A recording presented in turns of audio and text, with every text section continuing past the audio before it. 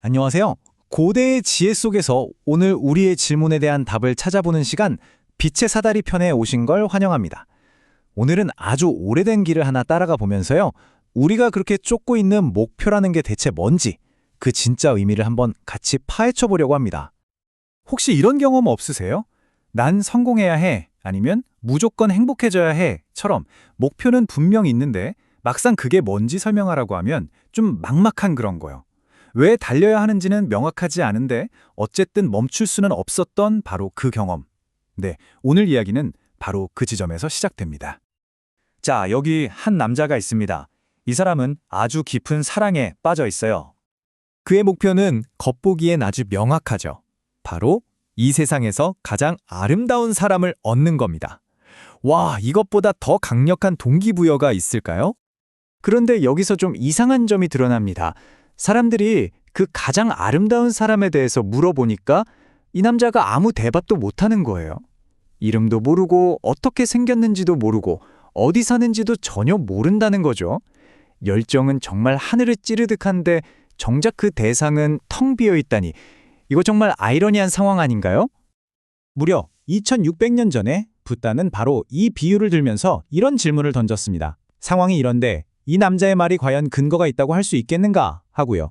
사실 이 질문은요, 실체도 없는 이상을 맹목적으로 좇고 있는 오늘날의 우리 모두에게 던지는 아주 날카로운 질문이기도 합니다. 이제 이 모든 혼란의 한가운데 있는 팔리어 단어 하나를 한번 제대로 파헤쳐 볼 건데요. 이 단어 하나의 의미가 어떻게 모든 걸 바꿔놓는지 알게 되면 정말 깜짝 놀라실 겁니다. 바로 이 단어 완나입니다. 보통 우리가 사전을 찾아보면 최고의 아름다움이라거나 완벽한 형상 이렇게 번역이 돼요.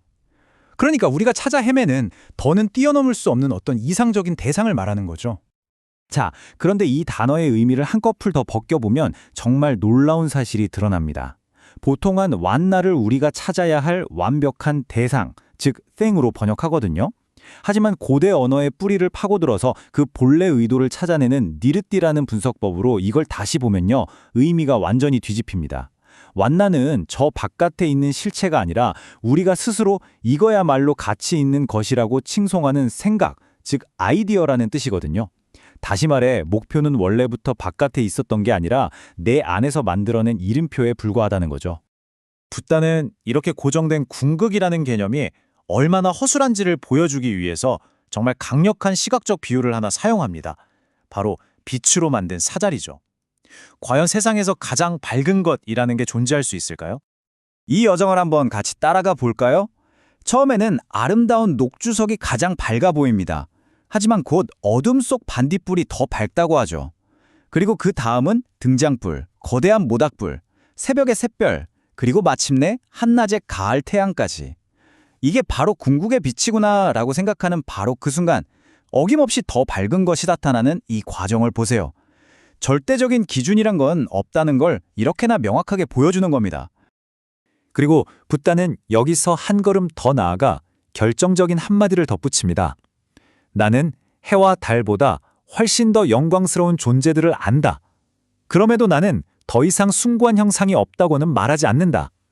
이 말은 즉 우리 눈에 절대적인 목표처럼 보이는 저 태양조차도 최종 목적지는 아니라는 거죠. 아니, 그럼 목표 자체가 계속 변하는 상대적인 거라면 우리는 대체 뭘 추구해야 하는 걸까요? 자, 이제 논의의 초점을 무엇에서 어떻게로 한번 옮겨보겠습니다. 우리가 그토록 찾는 행복이라는 게 저 멀리 어딘가에 도착해야 하는 장소일까요? 아니면 바로 지금 여기서 세상을 바라보는 관점의 문제일까요? 여기서 두 번째 핵심 개념이 나옵니다. 바로 에칸타수오 코를 로카인데요. 보통 이걸 오로지 행복만으로 가득 찬 세상이라고 번역합니다. 마치 순수한 행복만이 존재하는 우리가 언젠가 도달해야 할 최종 목적지처럼 들리죠. 여기서 다시 한번 언어의 마법이 펼쳐집니다. 겉으로만 보면 로카는 우리가 언젠가 도착해야 할 행복의 장소, 플레이스를 뜻해요. 하지만 이 단어의 뿌리를 파고들어서 그 진짜 의미를 보면요. 로카는 우리가 바로 지금 이 순간 만들어내고 있는 인식의 차원, 즉 내가 경험하고 인식하는 세상, 월드를 의미합니다. 행복은 어딘가에 가서 찾는 게 아니라 지금 여기서 내 마음이 세상을 어떻게 보느냐에 달렸다는 것. 이야, 정말 혁신적인 관점의 전환이죠. 그럼 그런 인식의 세상은 대체 어떻게 만들 수 있을까요? 붓다가 제시하는 진정한 길, 빠띠빠다는 그냥 착하게 살아라 같은 단순한 도덕 규칙이 아닙니다. 이건 철저히 내면을 단련하는 훈련 과정 그 자체예요. 감각적인 욕망에서 한 걸음 물러나보고 이리저리 떠도는 마음을 고요하게 만들고 어떤 상황에서도 평온함을 잃지 않도록 연습하고 마침내 순수하고 흔들림 없는 알아차림의 상태에 도달하는 거죠. 그런데 말이죠. 이야기는 여기서 한 번 더 놀라운 반전을 보여줍니다. 심지어 오로지 행복만 있는 세상을 내 안에서 이뤄내는 것조차 이 여정의 끝이 아니라는 사실이에요. 과연 그 목표 너머에는 또 다른 목표가 있다는 걸까요? 붓다는 아주 분명하게 말합니다. 이 행복한 세상을 실현하는 게 수행의 궁극적인 이유는 아니라고요. 이 여정에는 훨씬 더 높은 목표들이 있다는 거죠. 대체 그게 뭘지 점점 더 궁금해지지 않으세요? 그 더 높은 목표들이 바로 이런 것들입니다.